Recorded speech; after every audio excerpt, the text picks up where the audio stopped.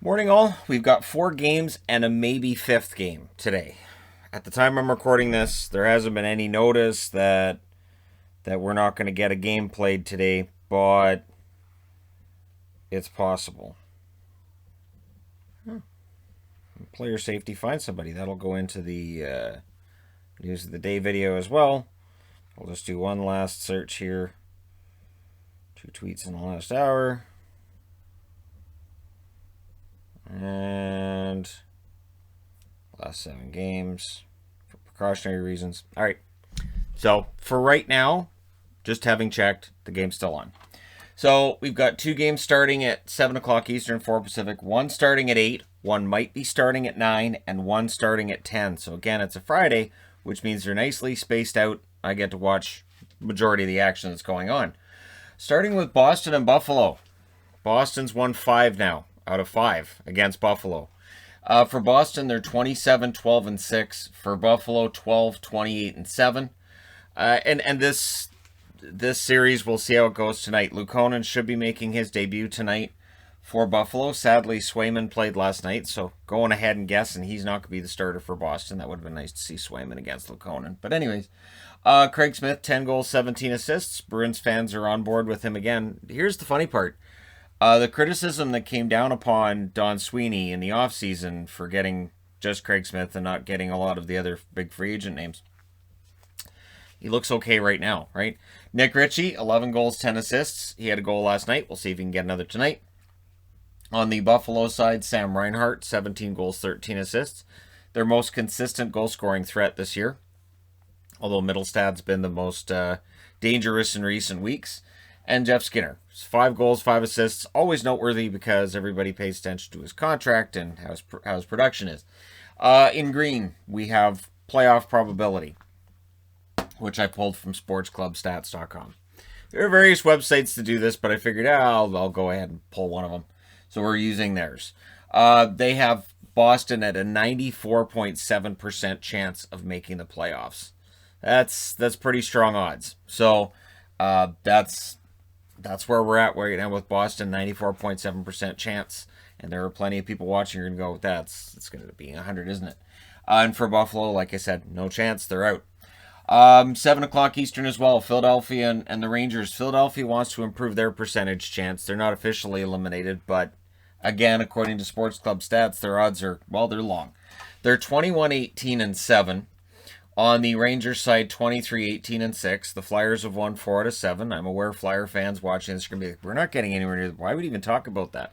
Because until you're mathematically eliminated, it's fun to look at, right? Giroux, 11 goals, 22 assists. Provorov, 7 goals, 17 assists.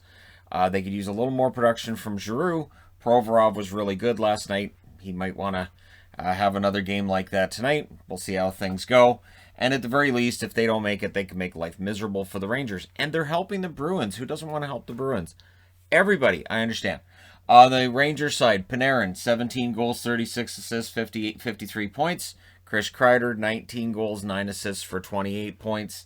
Kreider's been hot and cold as well. Panarin, always consistent. The odds of them making the playoffs for Philadelphia, it's a 0.0% chance. So it's not really a chance. On the Rangers side, 9.3% is now their odds of making the playoffs. So everybody who jumped on the Rangers train might jump right back off of it again. Then at 8 o'clock Eastern, 5 o'clock Pacific, the Nashville Predators are in against the Chicago Blackhawks. Might as well head that off before the sun comes out. Happens right in the middle of the video. It'll be all cloudy, and then, he's doing a video. Let's go ahead and change all the lighting on him. So Nashville, 25-21-2 is their record. And they have a much better chance of making the playoffs than Chicago, but Nashville's got to win this. They've won 6 out of 7, but that 7th game was the most recent one Chicago won.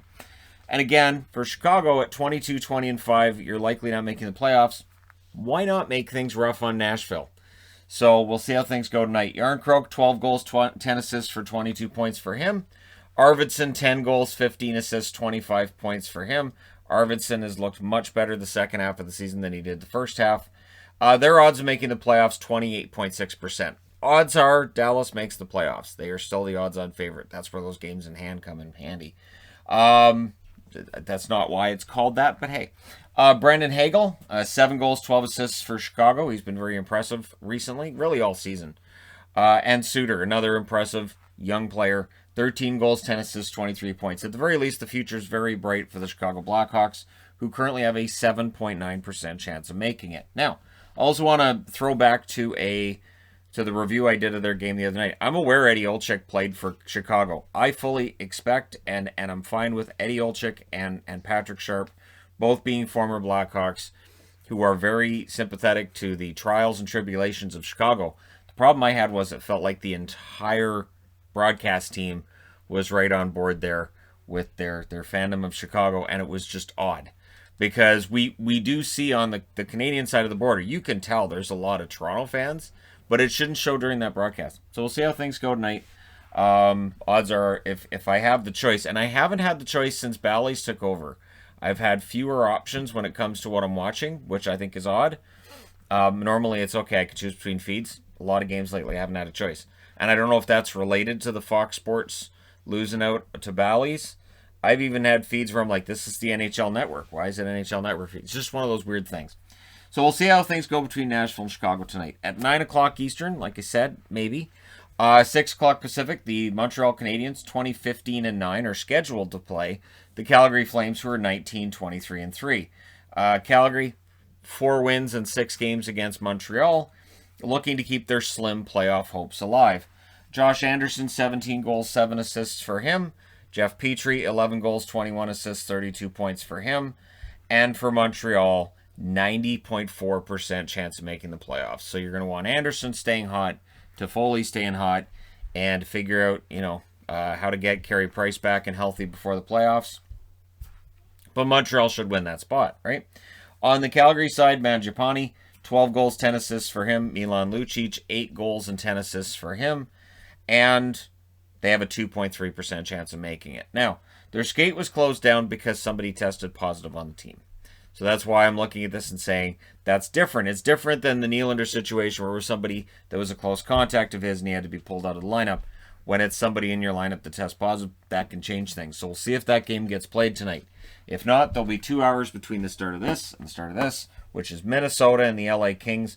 I left Creed Bratton on the board because of comparisons of Creed Bratton to Dean Evison. I don't necessarily see it. Yvonne does when I pointed it out to her. So it's definitely video worthy at some point in time. Because sure, that's an off season kind of. We'll throw a curveball at them. So at 7 o'clock Eastern, we'll see how Minnesota does against LA. And Minnesota's won 5 out of 7 against LA. Minnesota's 29-13-3. LA is 17-20-6. Greenway, 6 goals, 21 assists for Minnesota. He's had a very good season for them this year.